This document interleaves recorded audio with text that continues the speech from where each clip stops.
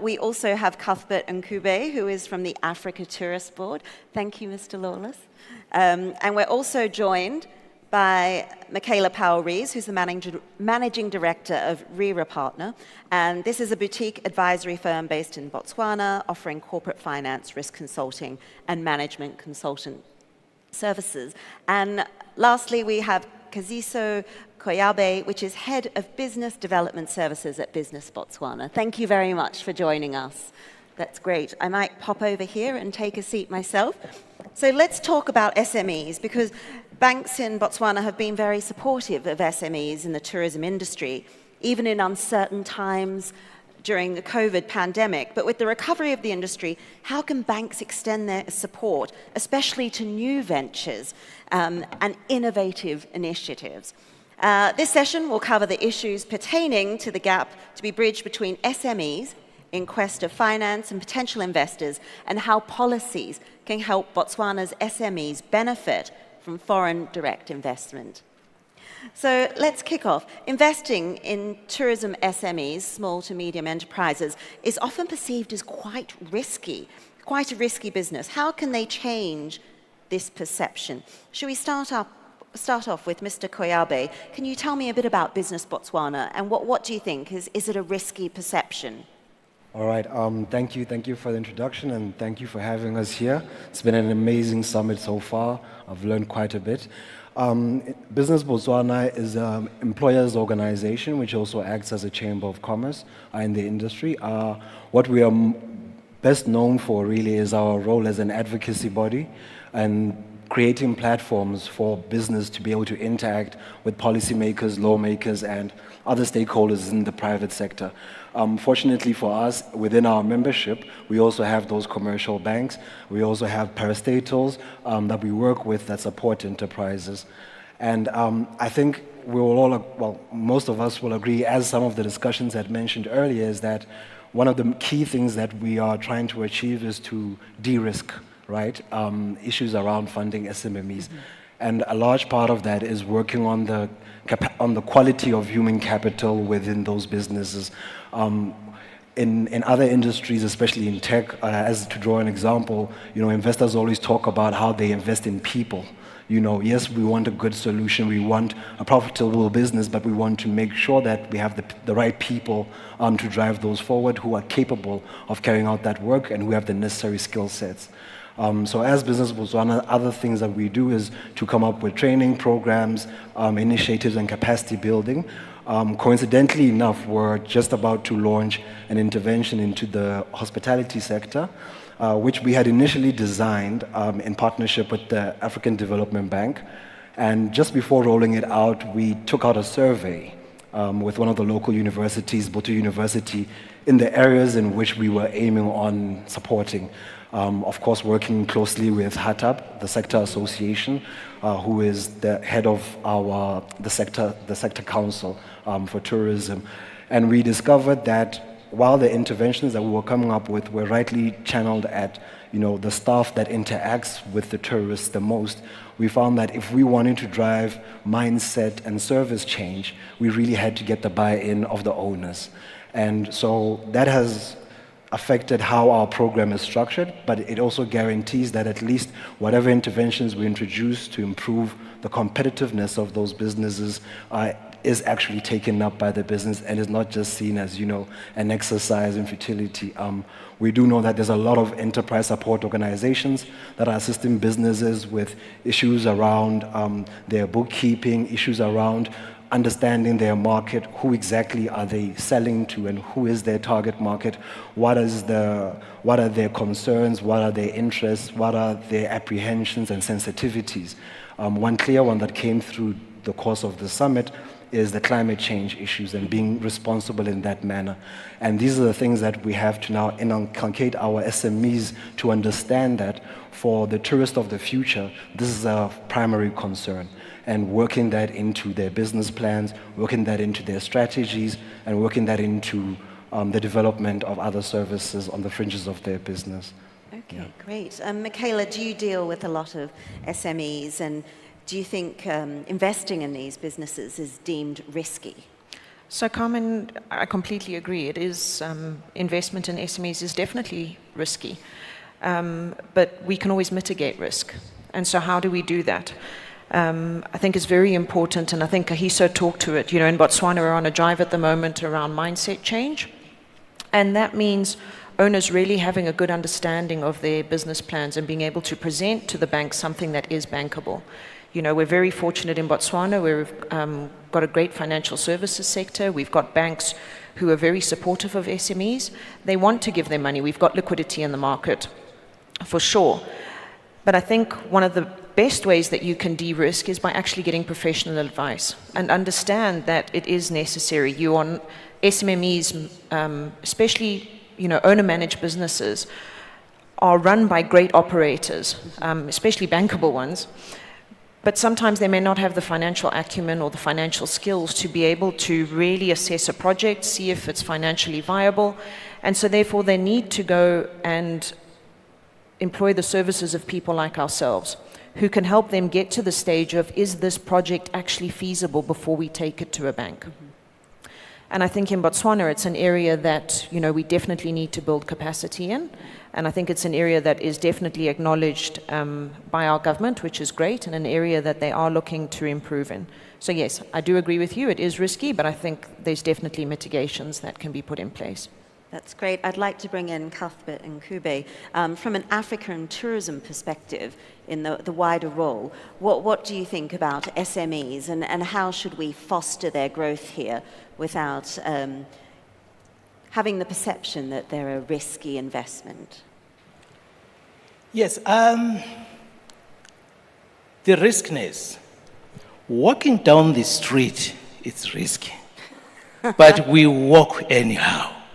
Driving down the streets, there are risks involved, but we drive anyhow.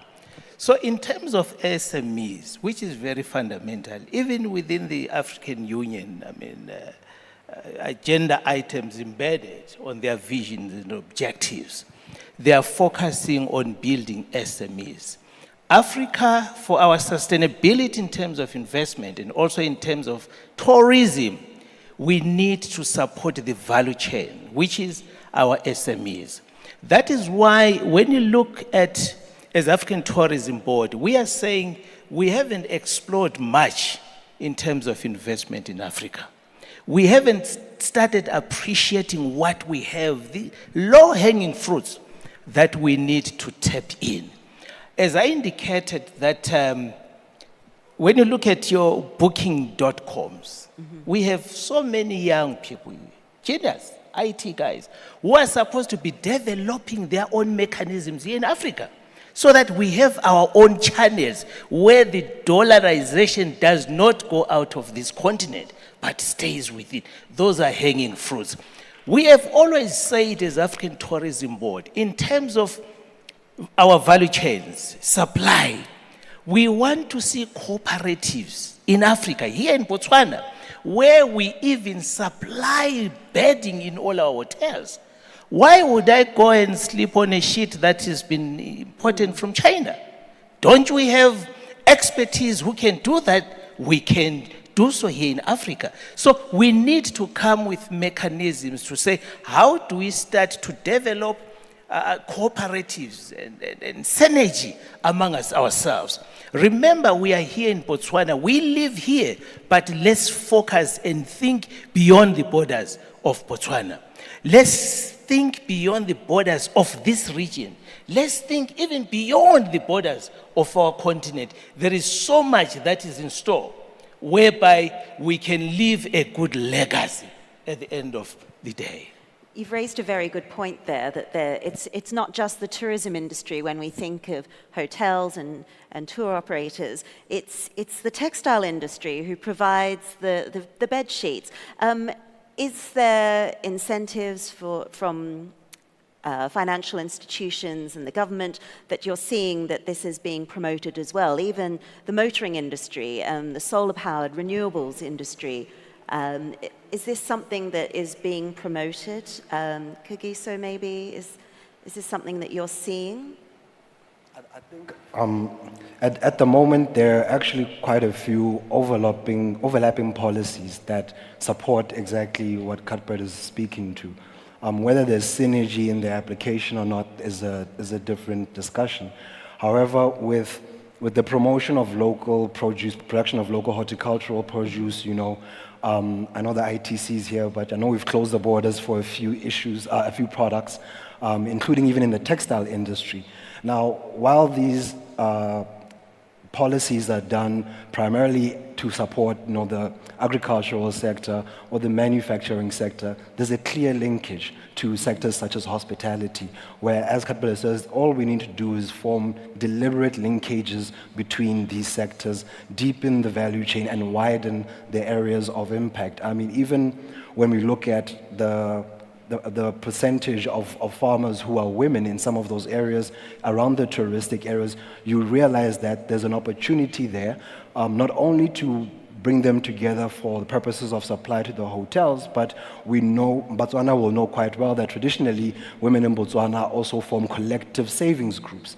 Now, there might be an opportunity there in the early stages of development of these enterprises where these collective investment groups can help de-risk or center the risks closest to them. That way you're involving the community and you're also diversifying the financial instruments that can be available. And then what we would then need to do is maybe look at expanding the current citizen guarantee program to support and, you know, protect, you know, those collective groups, to encourage their investment.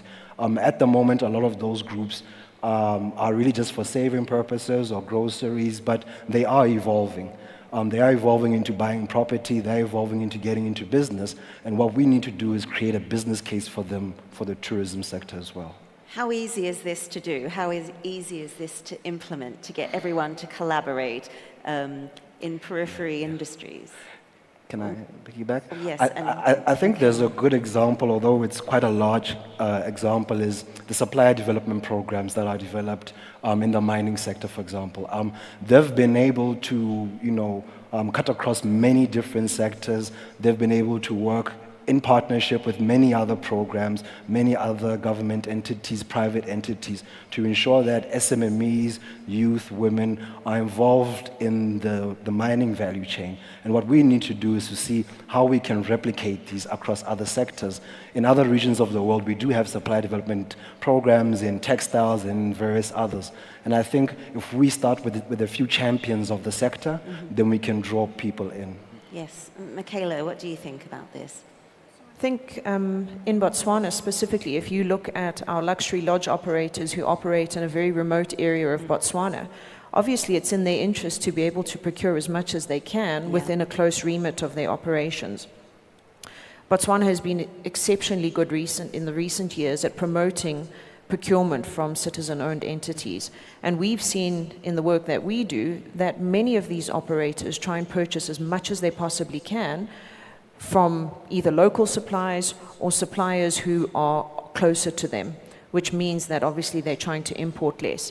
And yesterday I saw a great example. Kim Nixon was on the platform yesterday, and he said to me, I came across a bee man. And I looked at him and I said, Kim, you came across a bee man? He said, yes, he's got bees and he produces honey. So I asked him, how much honey can you produce? Because we use a lot of honey in our camps. And I think that is a great example of really trying to support startup SMEs. But I think what's also important to note is when you're operating in a luxury sector, which Botswana is very well known for, and it's what we pride ourselves on, is that you need continuity of supply, you need consistency of quality, and you need to make sure ultimately that that business is not going to let you down. Right. And so as much as, you know, we've got policy that encourages and in some way prohibits bringing in from outside of Botswana, we also need to make sure that we are not letting down the businesses who need those supplies. Right, and how easy is it to get these businesses on board? Cuthbert, do you think looking regionally, have you seen examples outside of Botswana and things that we could emulate here? Look, we have always said tourism is a broad-based sector that incorporates quite a number of sectors within our governments. And we have also noted, as I said, that we haven't tapped much within our continent and taken advantage of what we have. For example, simple things as your sports tourism, which is a multi-trillion-dollar business. And when you look at other continents, they are benefiting so much with soccer, utilizing Could we get the World Cup here? And unfortunately, when you look at Liverpool, when you look at Madrid, when you look at all the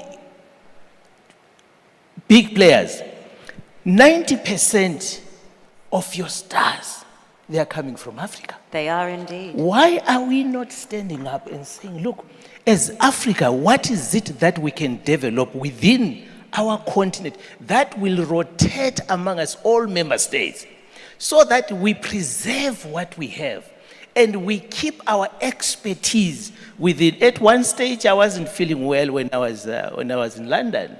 And then I went to one of the hospitals, mega hospital. Guess what? The doctors who treated me, they were from Nigeria, from Africa. We have it all. But the problem we have, we don't appreciate ourselves. So there is a need for a change of attitude. And this goes beyond the SMEs we are talking about. It goes to our government. They need to have a will and a drive. To have synergy, the public sector and the private sector, they should join hands. In all our deliberations here, brilliant ideas that are coming out of here. Yes. But if our public sector does not have the will to drive this African agenda, next year, we'll still be discussing very same issues. Our SMEs having problems of accessing funds. But I'm so happy with Botswana. Especially the minister, unfortunately, she has stepped out here. And I want to really plead with each and every one of us here. Greater things are coming in Botswana. A lot of public relations have been done.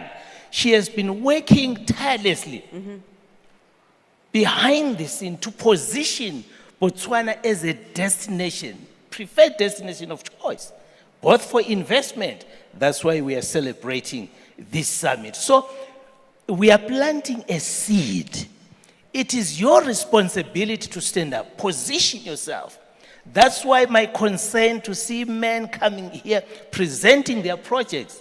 And when you look at our sisters, it's almost 0.1% who came to present there. It is time to position yourself.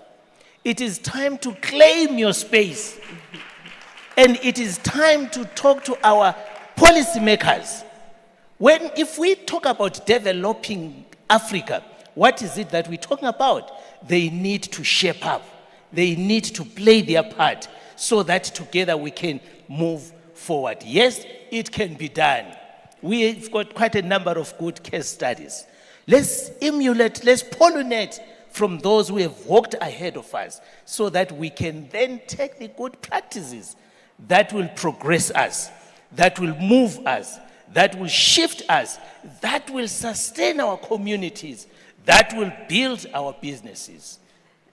Yes, I totally agree. And I think that this conference in itself is definitely the first step in that public-private partnership. And hopefully we can keep the momentum going. But I think the main takeaway that SMEs here will want to know is what's the best advice, how can they get ahead, and what's the best way that they can access funds. So shall we start first with you, Michaela? How shall we wrap that up?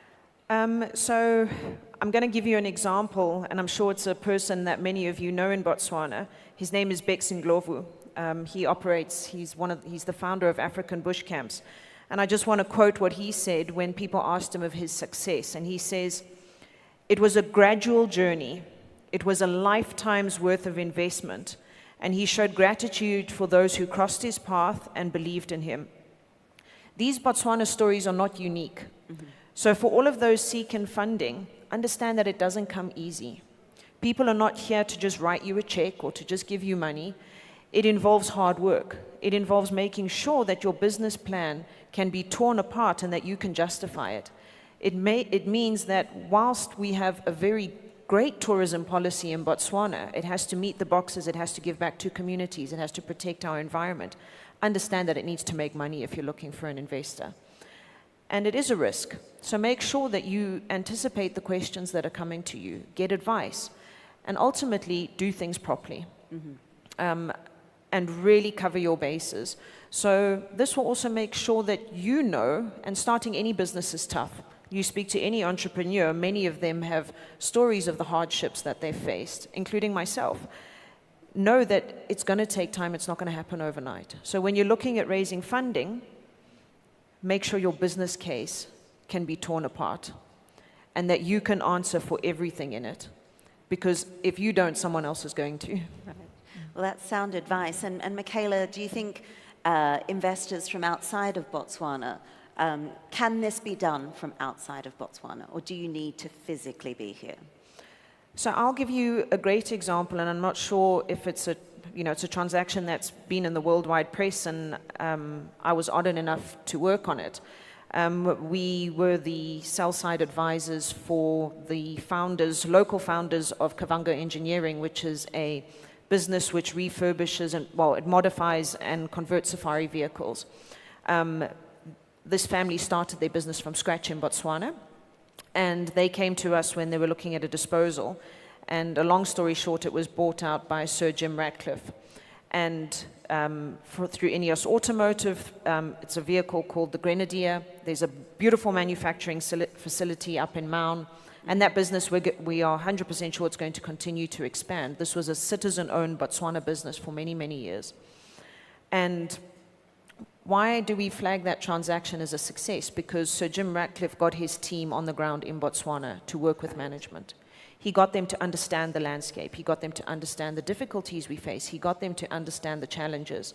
And I myself, I remember spending a lot of time with, the equivalent of our advisors on the other side, really getting them to understand our unique challenges. So yes, my advice is, you can't make an investment, I don't think personally, from Botswana sitting on the other side, just looking at the textbook. Come. Understand the landscape, understand how we do things, because then you'll know how to address the risks that concern you most. Okay, great. And Kagiso, what's your best advice for SMEs out there? All right. For me, I think the big one is do more to understand your market. Do the research, and research is not just, confirming your own biases from your surroundings. Find out from the people who come from the markets that you're targeting.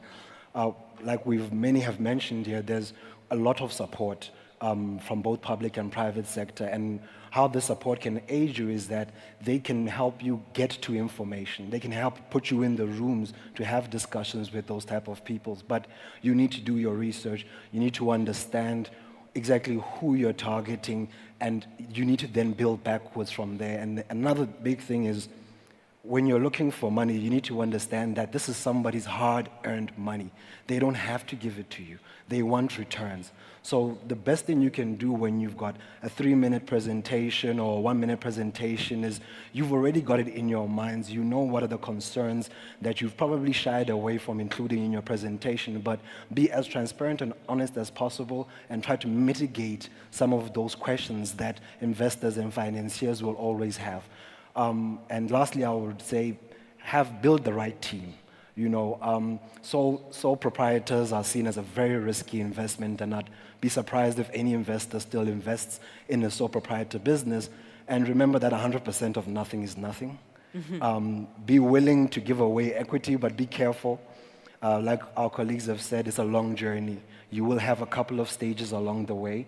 And even our colleague from Stanbic Bank said in the morning, that first stage, not a lot of financiers are going to touch you. But there are other options. Of course, there's venture capital, but there's a budding angel network that is growing in Africa. We've seen angels from different countries collaborating to invest even in a country like Botswana. So there's opportunities out there for funding at different phases. You just have to know what you're looking for at that moment, what you're willing to pay, what you can pay for that, and where it will take you and what you will need for the next step. Great, thank you.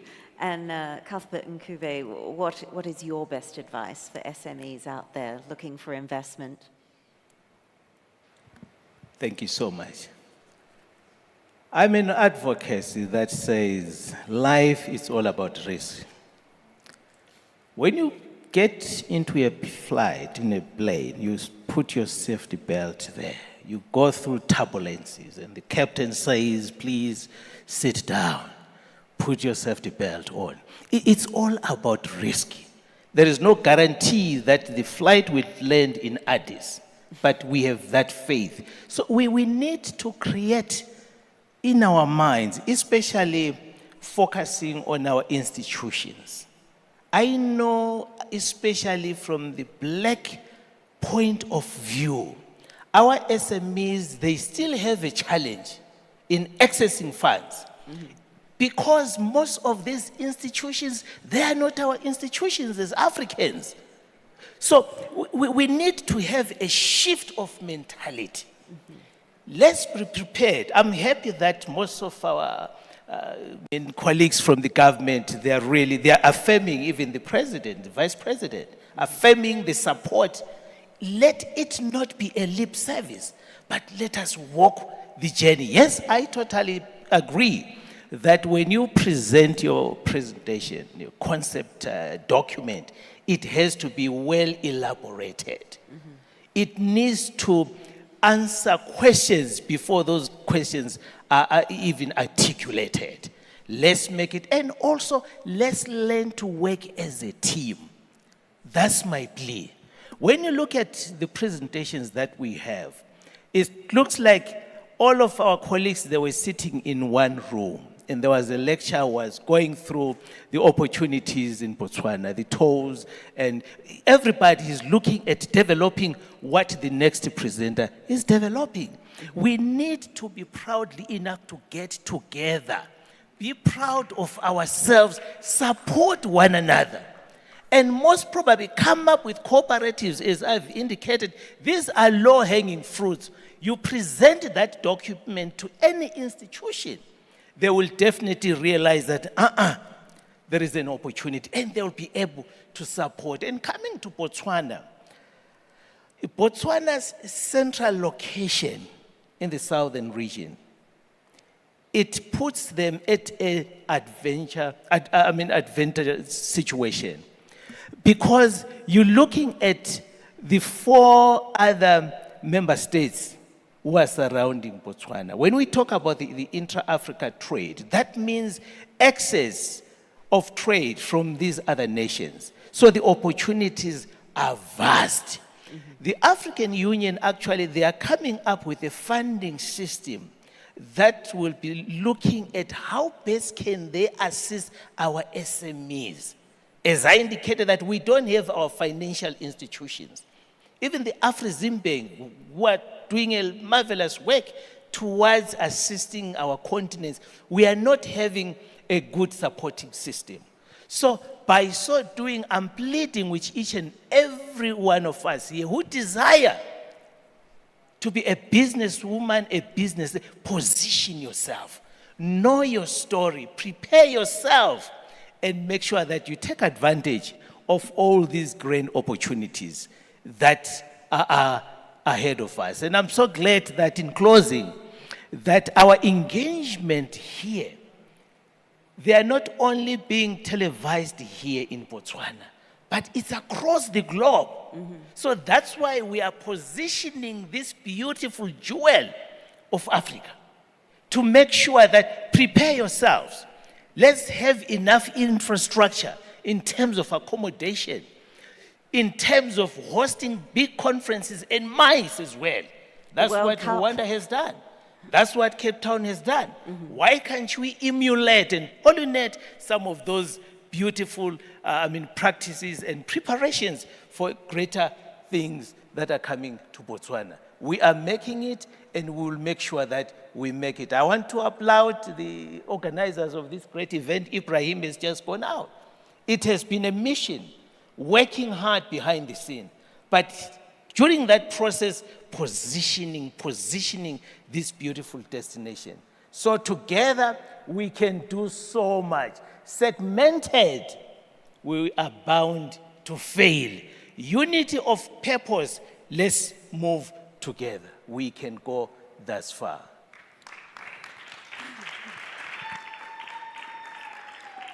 Thank you, Cuthbert and Kube. I think that's definitely been a theme for this summit, hasn't it? Collaboration, partnership, not only financial and economic collaboration, social collaboration. We should all support each other, and you're all so supportive.